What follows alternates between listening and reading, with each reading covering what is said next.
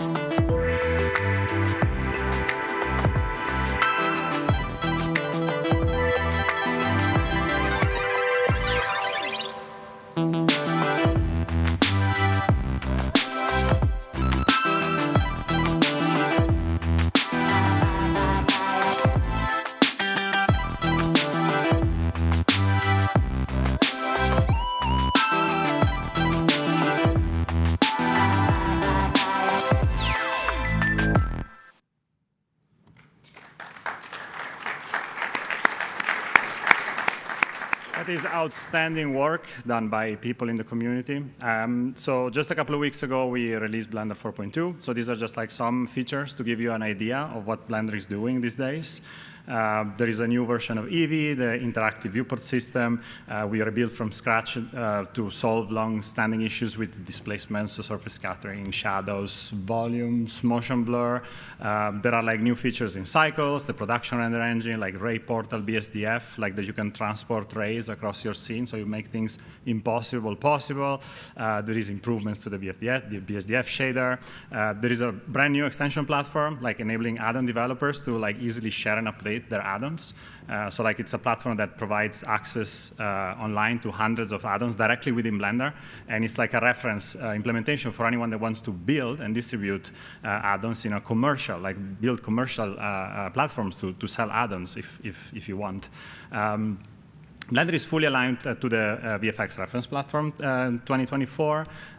We have improved modeling tools, new tone mapper for product rendering, usability improvements in the geometry node system, making matrix manipulation fun. Improvements to one of the most underestimated areas of Blender, the video sequence editor. New ways to export data. So you basically now just create a collection of objects, and then you define one more export settings, press a button, and repeat, and over and over and over. Asset creators, they love this. Industry contribution keep coming to the USD I/O. Blender has USD. I don't know if you guys got the memo. Is anyone using it? And this release is a keeper. It's an LTS. Long-term support. It does not expire until 2026. And it joins the roster of the other LTS releases. So we have like 2 LTS tracks running in parallel in 2-year cycles. So obviously, needless to say that once the cycle ends, you can still keep Blender. And you can also fix bugs in it if you want, make your own build. I don't know if that ever happened. With 2 years worth of bug fixes and support, most of production, usually they are very happy to complete their production also in the years to come using that LTS version. We do this 3 times a year. So Blender is like a train. You don't want to miss it. Let's look at some numbers. So focusing mostly on development and community engagement. Before that, I almost forgot. I wanted to put a slide for this, but I forgot to mention it. There are almost around 50 people working full-time for Blender now. And this is like thanks to the support of the community and the development fund sponsors. And before we get into these other numbers, I want to show that this year, last year, Blender was downloaded 18 million times. Mostly from blender.org. And then there is Steam and the Microsoft Store to give you a comparison. let's talk a bit about development. Looking at the contribution, there's been an uptick in contributions last year, so reversing the trend from 22. So keep in mind, these are actual committers. So we just look at the Git history, make some aggregation, some charts, and you can see where the trend is going. And this is the activity on the new Blender Forge. So this is the hub where Blender development happens. So there are like several thousands of pull requests open and merged. And of course, like there are comments and interactions around the PRs and the reports, the bug reports. So those go like into the tens of thousands of messages and discussions going back and forth. But how long does it take, for example, for a contribution to be accepted? So for accepted contribution, in most cases, less than a week for people that are non-committers. And what if I report a bug in Blender? Well, most issues are closed within a few days. So response time is pretty low. And usually very, very quick as well, less than a couple of days. And this is possible because of dedicated triagers, both working for the Blender project, but also the community volunteers. And bug triaging, by the way, is one of the best ways for developers and contributors to get involved. And it's a great way to support open source projects. So over the past few years, Blender has engaged in a number of initiatives aimed at professionalizing the project. The long-term support, which is happily used by countless productions. There is commercial support from Canonical, the makers of Ubuntu Linux. They offer commercial solutions also around a number of open source projects. There is Blender Studio, which is the kind of the creative department of the Blender project that provides like knowledge sharing through the Studio website, through the Studio platform, and also directly to organizations that are interested in purchasing it.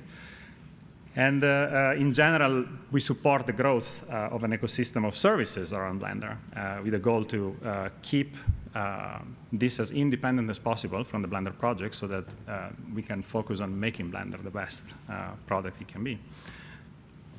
And Blender development happens in public, and all module meetings are logged and publicly available. We work to communicate on a regular basis in an accessible way what developers are working on and what is the plan. And there is like full-time DevOps and infrastructure efforts for various projects in relation to Blender, because Blender is not the only software. We build and run a lot of our own infrastructure as well, so we heavily rely on open source software for this.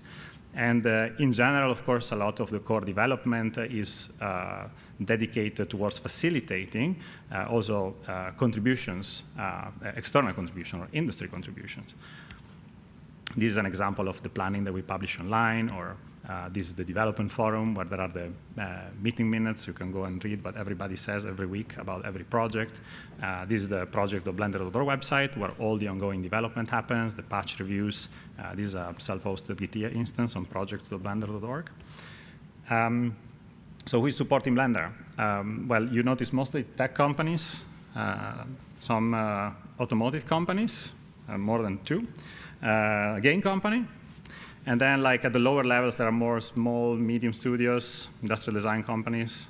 Not a lot of film industry yet, which is justifiable because the industry is not really using Blender, right?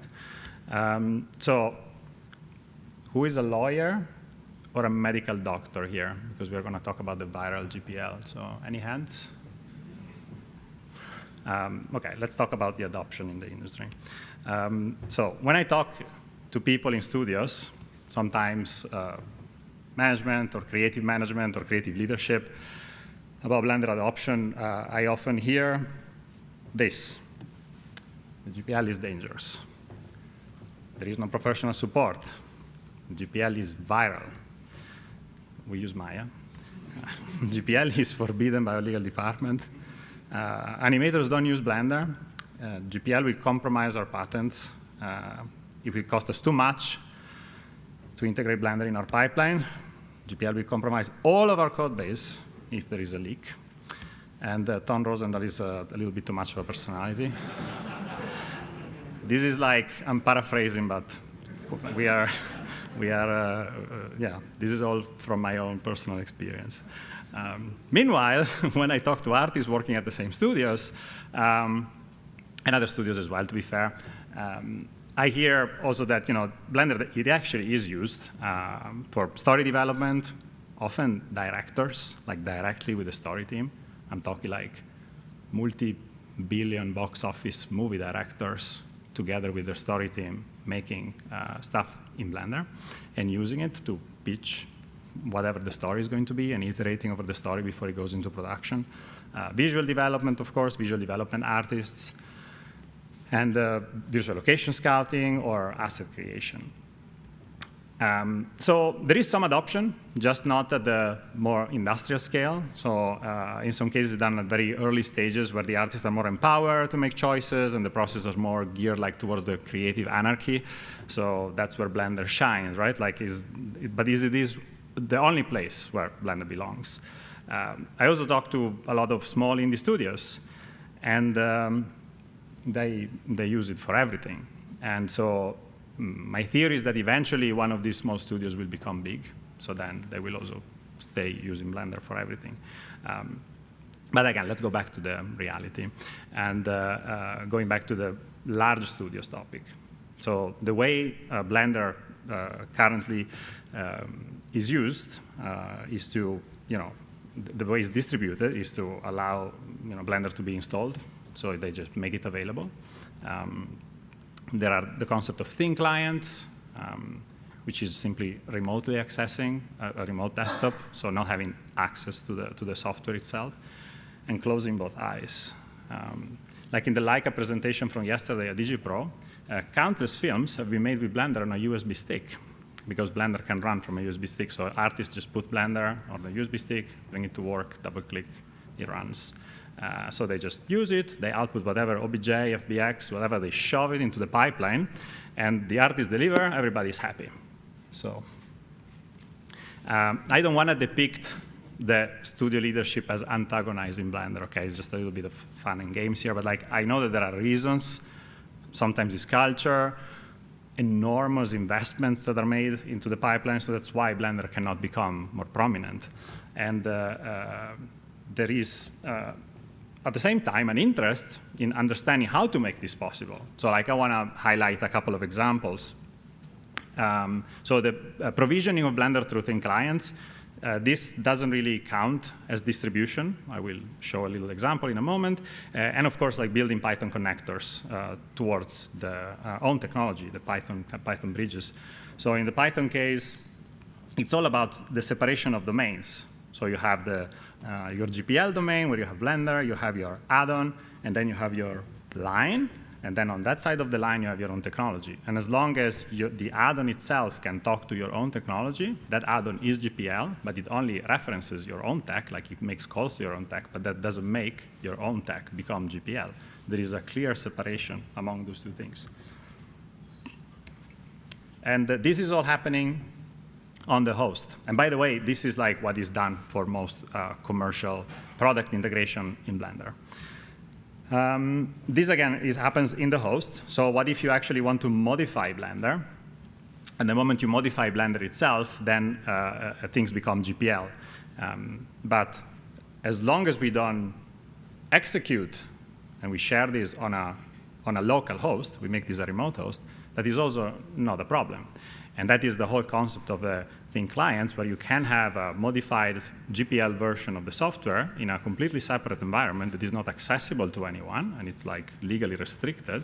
And then the client simply connects. The client, I mean a computer, connects remotely and accesses that. And that is a safe, GPL-compliant, legal way of accessing modified GPL software. Who is modifying Blender? The same people that are modifying Maya or modifying Houdini. Who does this stuff? I mean, I don't know, so I really want to understand this better. And because when the topic is raised, usually what I end up talking about is plugins, the C++ API that Blender should have. And it is not about modifying the software itself. So this is actually a different topic and is more related, in my opinion, to what I was saying earlier about add-ons. And this has been a fairly controversial topic over the years, and I haven't seen a lot of progress. So here are some ideas for how we can also move forward. The Blender Foundation is working towards introducing a contributor license agreement for all contributors. So currently there are like some ad hoc agreements, especially with companies. So it's not that there isn't the ability to have a CLA, but like we want to really promote it towards everyone who contributed and will ever contribute to Blender. We want to publish a statement or a position paper or something like that on the Blender website about how Blender Foundation stands toward the GPL. Also maybe indirectly addressing the topic of license and patent trolling, which is usually a big concern for legal departments. And also thanks to the SWF, Blender is very well connected with the industry, but I would really like to take this SIGGRAPH as an opportunity to connect further with like the tech leadership of studios and discuss like practical solutions to the issues that I mentioned. And finally, I want to make sure that there is also like a good alignment with the Linux Foundation to define some form of framework that enables legal departments of studios to address legal concerns speaking the legal language, the thing that none of us here should be concerned with. Couple of final words, like of course the work that is done in the academy here is to focus a lot on shared technology, libraries like infrastructure, which is great. I think tools are equally important, and Blender nowadays is becoming more of a commodity almost, so it's like almost at the same level of a library, except that it is used directly by users. Blender cannot change its license, but there is a commitment to understand and answer concerns related to the distribution. This is not an ideological war, it's really about finding a solution for what it is. And of course, like, you know, it has been mentioned a few times now that contributing to open source is considered a strategic investment, so I hope that we can do it. And I want to just conclude to giving a shout out to all the individuals who are thanklessly contributing to open source. I'm sure a lot of you are also here, so thank you, and thank you for listening.